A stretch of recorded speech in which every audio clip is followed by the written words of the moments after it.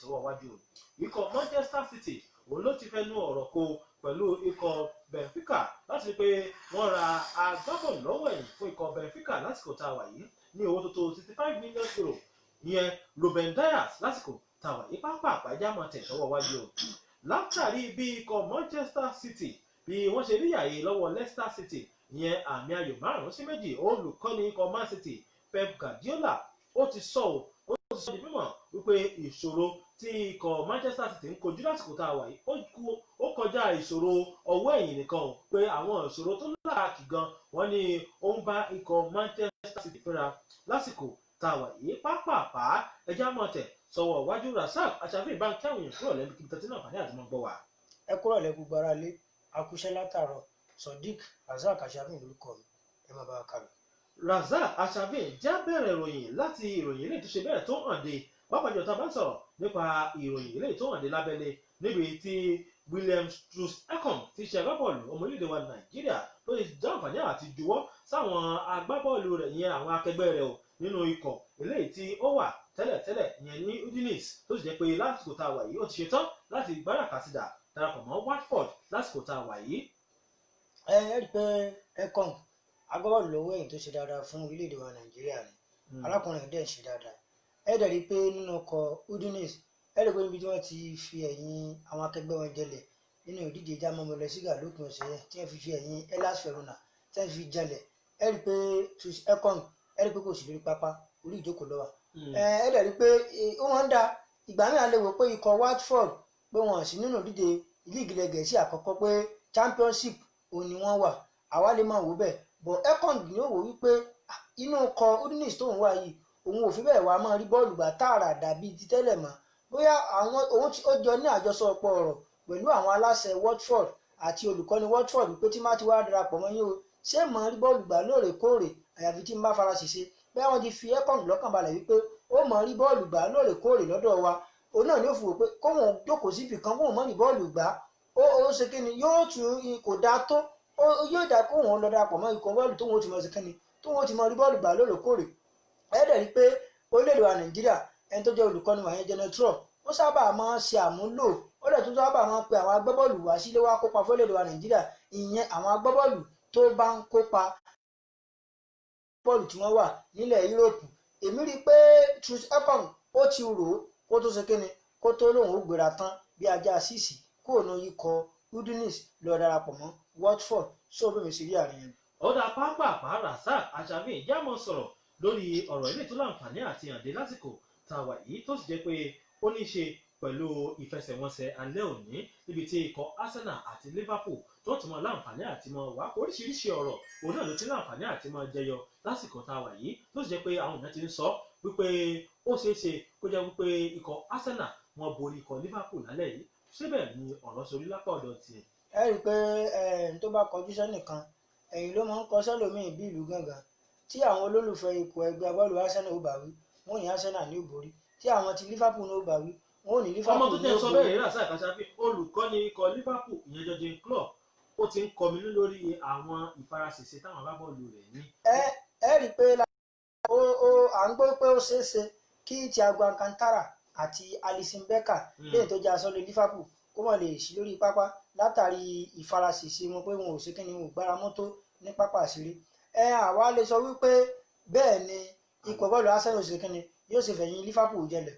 ikọ̀ bọ́ọ̀lù Liverpool àti Arsenal ẹ rí i pé ìfẹsẹ̀wọnsẹ̀ tí wọ́n gbá láàsì bí tí wọ́n ti kojú ara wọn nínú ìdíje Community Shield ẹ rí i pé ikọ̀ bọ́ọ̀lù Arsenal wọ́n fẹ̀yìn Liverpool jẹlẹ̀ pẹ̀lú penalty shootout ìyẹn golíwò mi gbà ẹ dẹ̀ rí i pé ìfẹsẹ̀wọnsẹ̀ ikọ̀ bọ́ọ̀lù Arsenal àti Liverpool tí wọ́n jọ gbá kányìn nínú ìdíje líìgì ilẹ̀ Gẹ̀ẹ́sì ẹ rí i pé ikọ̀ bọ́ọ̀lù Arsenal ó fìdí Liverpool jẹun rẹ̀ pẹ̀lú àmì ayò 2-1 àwa lè fi yún George torí changes máa ń wáyé nínú gbogbo nǹkan bọ̀ nǹkan tẹ̀mí rí bẹ̀yìn pé olùkọ́ni Liverpool Jurgen Klopp olùkọ́ni Arsenal Mikel Arteta olùkọ́ni tó ṣe kínni tí wọ́n gbọ̀ngbọ̀n ni tí wọ́n dẹ̀ ní ọgbọ́n àtinúdá olùkọ́ni méjèèjì wọ́n dẹ̀ ní tactics èyí tí wọ́n fi máa ṣe kínni tí wọ́n fi máa kó ikọ̀ ẹgbẹ́ bọ́ọ̀lù wọn sòdì ṣèmí rí wípé olùkọ́ni méjèèjì yìí wọ́n jọ mọ tí wọ́n fẹ́ ṣe lálẹ́ tòní ṣèmí wá dẹ̀ wá rí pé ó wá kù sọ́wọ́ àwọn agbábọ́ọ̀lù torí ikọ̀ méjèèjì yìí wọ́n ṣe dáadáa ní sàtàwà ẹ rí pé ikọ̀ Liverpool wọ́n ti gbá ìfẹsẹ̀wọnsẹ̀ méjì wọ́n borí méjèèjì ikọ̀ bọ́ọ̀lù Arsenal wọ́n ti gbá ìfẹsẹ̀wọnsẹ̀ méjì wọ́n borí méjèèjì so ikọ̀ tó bá ṣàmúlò àǹfààní tó bá yí lálẹ́ tòní òun ló ṣeéṣe kó gbégbá orókè torí pé ikọ̀ Liverpool wọ́n ní àwọn agbábọ́ọ̀lù tó gáàtà lọ́wọ́ wájú wọ́n ní Mohamed Salah wọ́n ní Roberto Firmino wọ́n ní Sadio Mane ikọ̀ bọ́ọ̀lù Arsenal náà àwọn ní àwọn agbábọ́ọ̀lù náà tó gáàtà lọ́wọ́ wájú wọ́n ní Pierre-Emerick Aubameyang wọ́n ní Alexander Lacazette wọ́n dẹ̀ ní Willian so èmi rí i pé ikọ̀ ẹgbẹ́ agbábọ́ọ̀lù méjì yìí òun ni wọ́n tó gbangba sùn lọ́yẹ́ tí olùkọ́ni wọ́n lè ṣe kíni tí olùkọ́ni wọ́n dẹ̀ ní ọgbọ́n àtinúdá tó dẹ̀ ní tactics tán máa ń lò èmi rí i pé ikọ̀ ẹgbẹ́ agbábọ́ọ̀lù tó bá ṣàmúlò àǹfààní tó bá dé lálẹ́ yìí òun ló ṣeéṣe kó gbégbá orókè sórí mi sí rí àrùn yẹn. ó dàjà àmọ̀ tẹ̀síwájú bí ẹni tó jẹ́ olùkọ́ni ikọ̀ Chelsea ló sọ̀rọ̀ nípa Frank Lampard ó ṣe yọjú ọ̀rọ̀ síta gbọ̀ngbọ̀ wípé agbábọ́ọ̀lù orílẹ̀-èdè wa Nàìjíríà ìyẹn Victor Moses ó ní kò sí ní èrò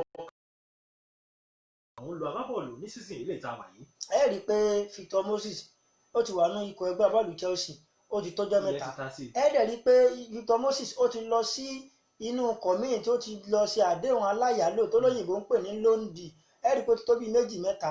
ẹ ti lọ sínú Wigan lọ sí loan kódà ó ti lọ sínú ikọ̀ Inter Milan ló ti ṣe loan last kó tó padà sínú ikọ̀ Chelsea ṣùgbọ́n olùkọ́ni kọ̀ọ̀kan ló máa ń níbi ṣe máa ń kó àwọn agbábọ́ọ̀lù sódì olùkọ́ni kọ̀ọ̀kan ló dẹ̀ ní tactics tó fi máa ń kó ikọ̀ ẹgbẹ́ agbábọ́ọ̀lù rẹ̀ sódì ẹ rí i pé olùkọ́ni tẹ́mi fẹ́ẹ́ lè sọ pé ó nígbàgbọ́ nínú Victor Moses ó ní olùkọ́ni ikọ̀ ẹgbẹ́ agbábọ́ọ̀lù Inter Milan ìyẹn Antonio Conte ẹ rí i pé a lè sọ pé àṣeyọrí tí Victor Moses ṣe nínú ikọ̀ Chelsea lábẹ́ olùkọ́ni Antonio Conte nígbà tó wà níbẹ̀ ni olùkọ́ni ó mọ Victor Moses ó mọ̀ ọ́n lò ó mọ bó ṣe máa ń ṣàmúlò ẹ̀ ṣùgbọ́n àwọn olùkọ́ni míì tí wọ́n bá ti dé nínú ikọ̀ Chelsea wọ́n rí Victor Moses gẹ́gẹ́ bí ẹni tó lè bá wọn ṣiṣẹ́ ẹ dẹ̀ rí i pé ẹ̀yìn efúyẹ́ kó sọ pé òun wúwo ní olùkọ́ni Frank Lampard sọ pé òun ò rò bí Victor Moses yóò lè wà nínú àwọn agbábọ́ọ̀lù ohun tó wọ́n mọ̀ ṣàmúlò ní sáà táwa yìí ó wá ṣeéṣe kí olùkọ́ni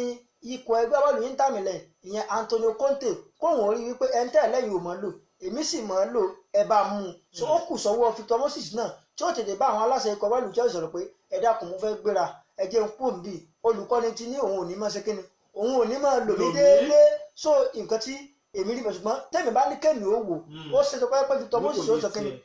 yóò fẹ́ gbéra torí olùkọ́ni ti fínú fídọ̀ sọ wípé òun ò ní plan fún so bẹ́ẹ̀ ní sísìnyí so ikọ̀ tó sì lọ ti ṣe àdé aláyọ̀lò tẹ́lẹ̀ ó ṣe dáadáa fún wọn bẹ̀ lábẹ́ olùkọ́ni Antonio Conte ó wá kù sọ́wọ́ Victor Moses náà ní ó ti ṣe pápá àpàtì ó ti transfer ikọ̀ ẹ̀ sílẹ̀ tí ó dẹ̀ bọ́ olùkọ́ni Antonio Conte sọ̀rọ̀ náà ẹ rí i pé tí agbábọ́ọ̀lù bá nífẹ̀ẹ́ sí ikọ̀ bọ́ọ̀lù kan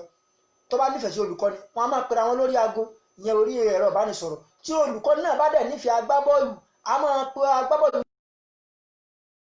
Victor Moses òun ni ó tètè jára mọ́rọ̀ ara rẹ̀ kó tó di pé yóò lélẹ̀ nínú ikọ̀ ẹgbẹ́ agbábọ́ọ̀lù Chelsea sọ̀rọ̀ mi sí rí àríyàn. kódà tó mọ̀ pé ó tún ti lọ fún lóun gan nínú Fenerbahce náà. bẹ́ẹ̀ ni mo ti kà sẹ́yìn ó lọ lóun nínú ikọ̀ Wigan Athletic so ó ti lọ lóun láìmọye àgbà ṣùgbọ́n ọwọ́ Victor Moses ó ní ọjọ́ ọ̀la rẹ̀ wà tóró náà ti ń dàgbà díẹ̀díẹ̀ sọ̀rọ̀ mi sí rí àríyàn. ó dáa jáàmọ̀ tẹ̀síwájú bí ìròyìn ti láǹfààní àti àdé wípé aṣọ́lé ikọ̀ Liverpool mò ń sọ̀rọ̀ nípa aṣọ́lé ikọ̀ Liverpool mú sọ̀rọ̀ nípa Loris Karius ilé tí ọ̀rọ̀ hàn dé wípé ó ti lọ darapọ̀ mọ́ ikọ̀ nínú ikọ̀ Bundesliga lásìkò táwa lórílẹ̀-èdè Germany ìyẹn Union Berlin tó rò pé inú ìdíje líìgì ilẹ̀ Gẹ̀ẹ́sì títà takòrò kúrò ń bẹ̀ bọ́ sínú German Bundesliga ó mú yẹ́sì. ẹ rí i pé Karius aṣọ́lé fún ikọ̀ Liverpool tó tẹ́lẹ̀ ni ẹ dẹ̀ rí i pé Karius yìí ẹ rí i pé aṣọ́lé bíi méjì ló ti ṣe kíni ló ti tàpákòṣò kúrò nínú ikọ̀ Liverpool Mignolet wà ń bẹ̀ Karius tẹ́ ń sọ iná máa mẹ̀ ṣùgbọ́n olùkọ́ni join club olùkọ́ni yìí kò ní gbàgbọ́ nínú àwọn aṣọ́lé ìmọ̀ ẹ́ rí i pé owó ńlá ribiribi ló fi lọ gbé Alisson Becker wá nínú ikọ̀ ẹgbẹ́ agbábọ́ọ̀lù AS Roma lórílẹ̀‐èdè Italy nínú ìdíje Italian Serie A ẹ́ dẹ̀ rí i pé Alisson Becker yìí ó ṣe dáadáa nínú ikọ̀ ẹgbẹ́ agbábọ́ọ̀lù Liverpool so olùkọ́ni join club kò fẹ́ẹ̀ nígbàgbọ́ tó mọ́ nínú àwọn aṣọ́lé yìí gan yóò da ìjẹ́ fi ń lò wọn jáde kí wọ́n bá ikọ̀ bọ́ọ̀lù Liverpool sọ̀rọ̀ tàbí olùkọ́ni Jurgen Klopp pé ṣé ẹ sì ní nǹkan fi mí ṣe nínú ọkọ̀ ìgbà bọ́ọ̀lù Liverpool àbí kí n gbéra tán bí ajá síìsì èyí tó fi ń gbé wọn ní lóyìn èmi ò rí nǹkan tó ṣe kíni tó dáa tó ń bẹ̀ téèyàn bá jọ sàkálá téèyàn bá jọ sòkolo kó jò sòkolo ẹ rí i pé nígbà tí lápèjúwe ìgbà tí aṣọ́lé ikọ̀ bọ́ọ̀lù Arsenal tó fẹ́ kúrò ní pápá ìṣeré Emirates ní ọ̀sẹ̀ bíi méjì tó kọjá ìyẹn Emiliano Martinez ẹ rí i pé ó yarí kanlẹ̀ pé òun ò ṣetán láti dúró tí wọ́n bá ti lè fi ọwọ́ sọ̀rọ̀ fún un pé wọ́n mọ̀ sí kíni òun mọ̀ rí bọ́ọ̀lù gbà ìyẹn first eleven tó wọ́n mọ̀ dúró lójúlé gẹ́gẹ́ bí aṣọ́lé àkọ́kọ́ ẹ rí i pé nígbà tí olùkọ́ni Mikel Arteta náà ó dẹ̀ sọ ó ní kò sí tó jọ aṣọ́lé dẹ̀ gbéra bí ajá 6 ó dẹ̀ lọ́dọ̀ ọkọ̀ máa Aston Villa ó dẹ̀ ń ṣe dáadáa ń bẹ̀ so èmi rí i pé Karius yóò da kóun gbogbo rẹ̀ sọ fún olùkọ́ni ikọ̀ Liverpool yẹn join club tàbí àwọn aláṣẹ Liverpool pé ẹ kulẹ̀ tà mí finally kí n máa lọ permanently kí n lọ darapọ̀ mọ́ ikọ̀ tí n bá darapọ̀ mọ́ kí n kulẹ̀ concentrate nínú ikọ̀ ẹgbẹ́ bọ́ọ̀lù tí n bá wà sọ bẹ́ẹ̀ mi sì rí àárín yẹn. kó tó di pé a tẹ̀síwájú lórí ètò fún tòní lórí ọ̀rọ̀ ilé tí Diego Costa tó fọ̀ sígboro ayé ọ̀rọ̀ owó gan ni Diego Costa sọ nígbà bá dé láti òkè lọ́hùn wéré àmọ́ láǹfààní àti ìyẹ̀wò oníkọ̀ọ̀kan èyí tó ń tì èmi àti Razak Ashabi ẹ kú kalẹ̀. lálẹ́ òní lórí àyọkà. nítorí kí ni bàbá wa lè ṣe pa Súlè nítorí oko Súlè ìgbìrà ní Súlè ó dé ilẹ̀ yìí lórí ó lẹ́nu sì ẹ̀ka ṣe iṣẹ́ àgbàṣe. ọ̀rọ̀ Diego Costa yẹn ní dábàá ṣe sọ bí ìròyìn Bàbá wa méjì ní pé alágbára léra nǹkan wá tó sọ̀rọ̀ rẹ̀ Costa láti bá ẹ fi update àwọn. ó dín mọ́ pé òun fún Súlè ni. ní lórí àyọkà.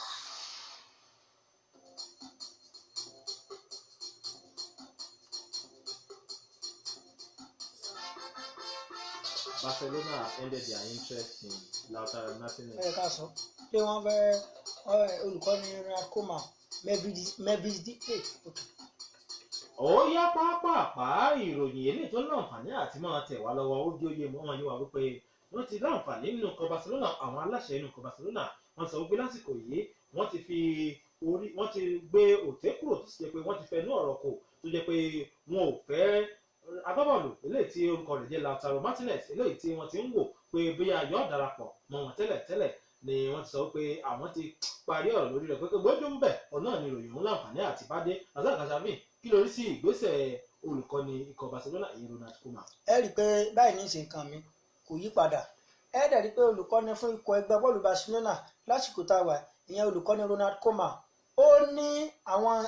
agbábọ́ọ̀lù tó náà fẹ́ kó wọlé sí pápá àṣírí Camp Nou ẹ dẹ̀ rí i pé Lautaro Martinez yìí agbábọ́ọ̀lù tó ṣe dáadáa lọ́wọ́ wájú fún ikọ̀ ẹgbẹ́ bọ́ọ̀lù Inter Milan ni ìfún nǹkan tẹ́ ẹ̀ bá gbàgbé gan ikọ̀ bọ́ọ̀lù Inter Milan níbi tí wọ́n ti fẹ̀yìn ikọ̀ bọ́ọ̀lù Fiorentina jẹlẹ̀ ní òpin ọ̀sẹ̀ tá a lò kọjá yẹn àmàyò 3-4 ẹ rí i pé Lautaro Martinez ó gbìyànjú gan kódà ó tún gbá bọ́ọ̀lù wọnú àwọn so ẹ dẹ̀ rí i pé olùkọ́ni Ronald Koeman yìí òun náà ti jẹ́ ó yí àwọn olólùfẹ́ bọ́ọ̀lù Barcelona yìí pé òun ò nífẹ̀ẹ́ sí Lautaro Martinez Memphis Depay agbábọ́ọ̀lù nígbà kan fún ikọ̀ ẹgbẹ́ Manchester United rí òun lòún fẹ́ gbé wá sí pápá àṣírí Camp Nou ẹ dẹ̀ rí Depay ní ọmọ orílẹ̀-èdè Netherlands ni Ronald Koeman ọmọ orílẹ̀-èdè Netherlands ni olùkọ́ni a máa nífẹ̀ẹ́ sí agbábọ́ọ̀lù kan já agbábọ́ọ̀lù kan a máa nígbàgbọ́ nínú agbábọ́ọ̀lù kan já agbábọ́ọ̀lù kan lọ so bẹ́ẹ̀ mi ṣe rí àárín yẹn pé olùkọ́ni yìí ó fẹ́ẹ̀ nífẹ̀ẹ́ sí Depay ju Lautaro Martinez ṣùgbọ́n gbọ́tà bá ní àdàlẹ́ kà tán sa Lautaro Martinez ó ń tanná ó dẹ̀ ń ṣáná lásìkò tá a wà ṣùgbọ́n olùkọ́ni Ronald Koeman òun ló mọ àwọn agbábọ́ọ̀lù tó wọn ó kó wọlé wá sí pápá àṣírí Camp Nou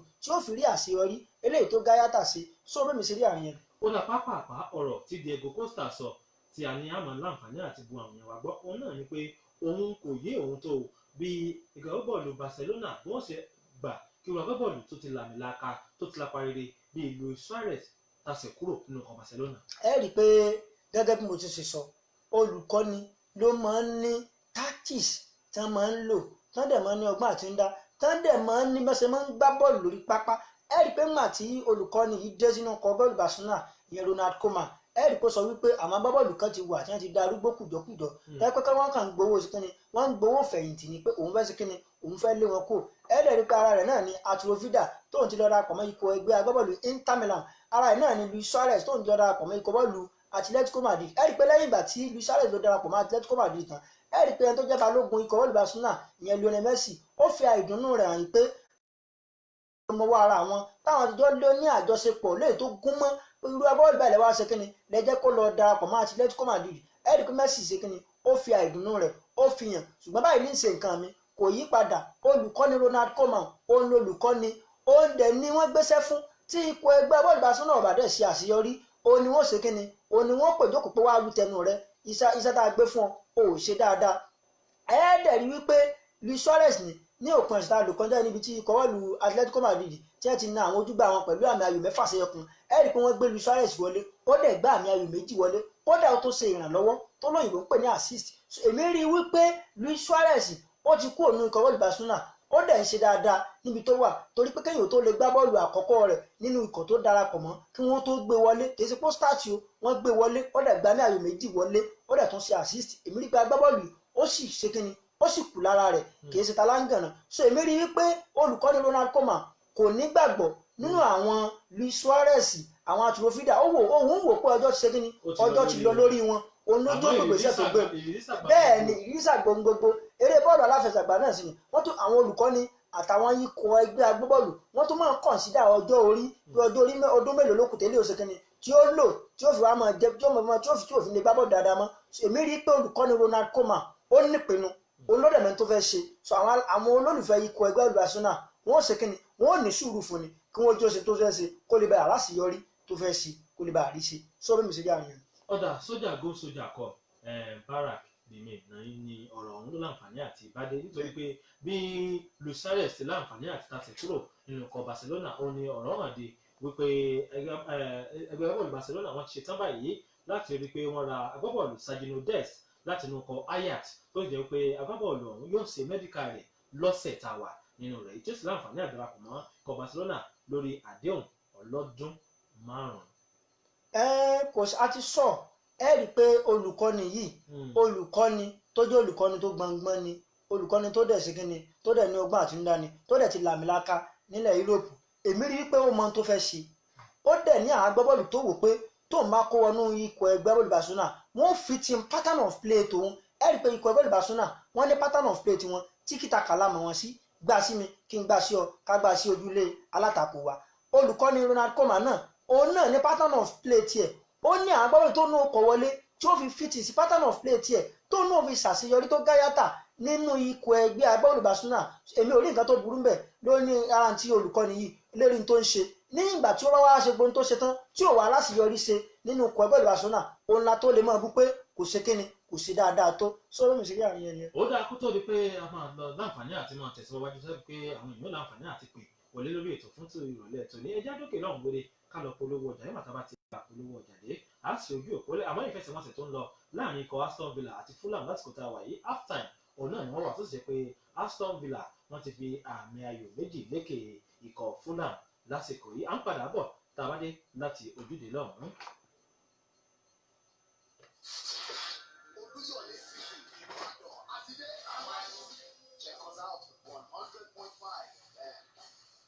When you wake up in the morning before you start your day, breakfast time is Kellogg's. Ayoka, You dey watch the game, abi? I dey watch live talk. If you use this thing, Baba. If you use Baba Yusik. Oh, everybody, you don't make me share money. ẹ jí sẹ́kẹ̀ndì. This one, bí gbogbo bá ṣe wọlé wọn máa live stores kò fast go. Tí gbogbo bá ti wọlé, bẹ́ẹ̀ ni yóò máa gbogbo bá ti ọkọ̀ fún ó máa show dot lẹ́yìn ibi. Kẹ́kẹ́ Fulham ló score máa show dot lẹ́yìn ibi kó tó di gbòdì wọn. Even Gbogbo wọn ní tí score bí. even tí fi àrà bá bẹ́ yẹ góò kan wò gan yóò gbé wáyé bẹ́ẹ̀ pé kí a chẹ́ẹ̀kì So ilé ìṣọ́ ju yẹn lọ. Wo láì ní. Remote gan na phone.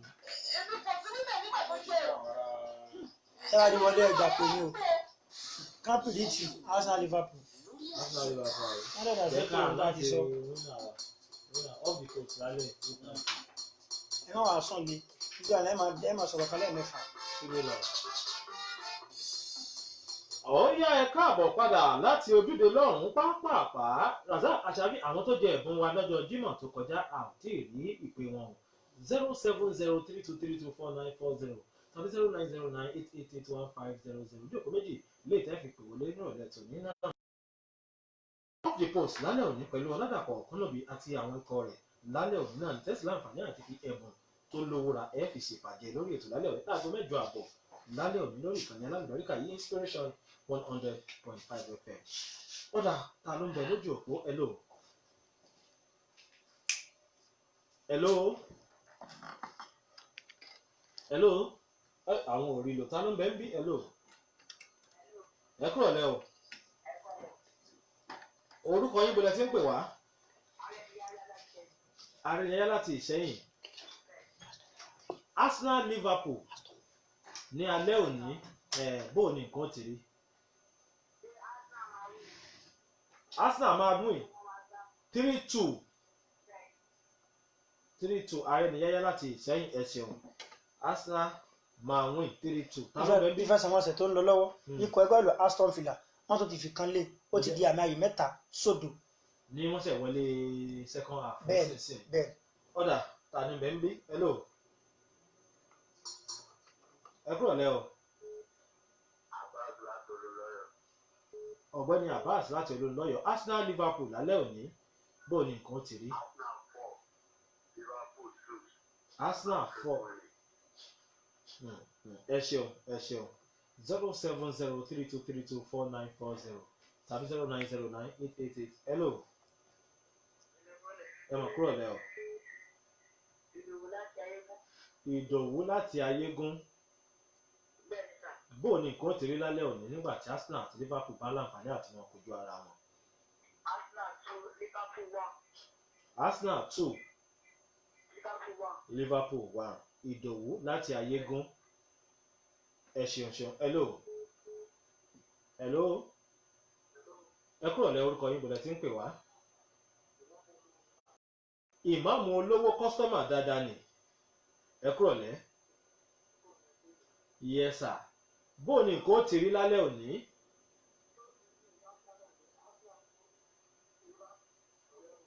Arsenal 2 Liverpool 0. Ìmáàmù olówó láti Bódìjà ẹ ṣeun ìmáàmù ẹja mọ òye bọ̀ 07032324940 tàbí 0909888150 fáwọn tó jẹ káàdì wa lọ́jọ́ Jímọ̀ tó kọjá àtẹni tó jẹ jẹ́sí wa lórí ètò 07034762206 ẹgbọ́n lẹ́ẹ̀kan sí 07034762206 ojú òpó eléyìí tí ẹ fi kàn sí àná. hello orúkọ yín bọ̀lẹ̀ tí ń pè wá. ẹ kúrò lẹ́ orúkọ yín bọ̀lẹ̀ tí ń pè wá. Joshua láti Ayégún. Arsenal Liverpool lálẹ́ òní ta ni yóò borí. Arsenal 1 Liverpool 2. ó kọ yín lẹ́ẹ̀kan sí i. Joshua láti Ayégún ẹ ṣeun ọ̀gbẹ́ni Joshua láti Ayégún wọ́n ní Arsenal 1 Liverpool 2. hello